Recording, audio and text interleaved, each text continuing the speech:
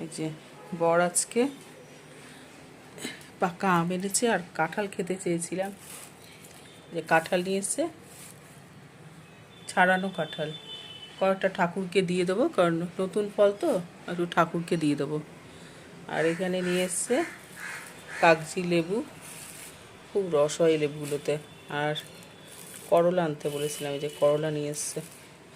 আর দেখি আজকে সময় হয় কিনা, কারণ বৃহস্পতিবারে পুজো সেরে উঠতে অনেক বাজবে। যদি সময় হয় তাহলে কচুলতি রান্না করব, নাহলে দেখি অন্য রান্না করব।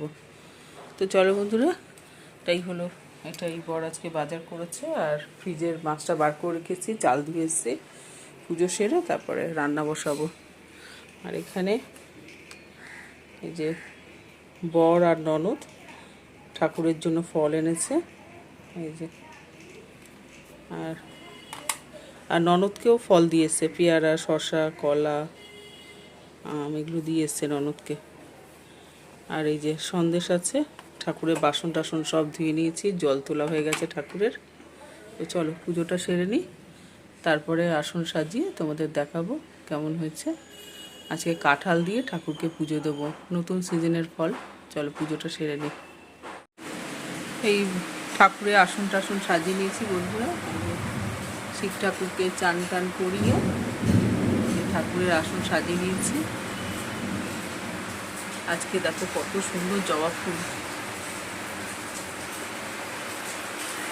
ঠাকুরের আসন সাজানো হয়ে গেছে, ঘর সাজাবো।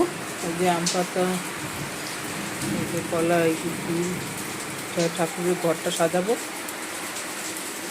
এই যে দেখো ফল টল কেটে, এই যে নতুন কাঁঠাল দিয়ে সন্দেশ দিয়ে ঠাকুরকে পুজো দিয়ে দিয়েছি। এখন ঘট পেতে পাঁচালি পরবো, তারপরে পুজোটা হয়ে যাবে। এই দিকে তোমাদের একটা জিনিস দেখা, জানলা পুরো অন্ধকার হয়ে গেছে, বাইরে মুষলধারে বৃষ্টি নেমেছে, পুরো যেন মনে হয় রাত হয়ে গেছে। দেখো আলো নেই, জোরে বৃষ্টি পড়ছে, দেখতে পাচ্ছি কিনা জানি না, বাইরে পুরো অন্ধকার, মুষলধারে বৃষ্টি নেমেছে আর মেঘ ডাকছে। দেখি আজকে কি রান্না করি।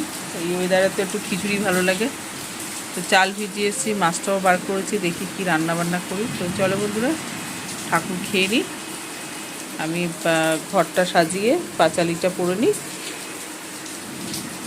তারপর ঠাকুর খেয়ে নিয়ে আসন তুলে।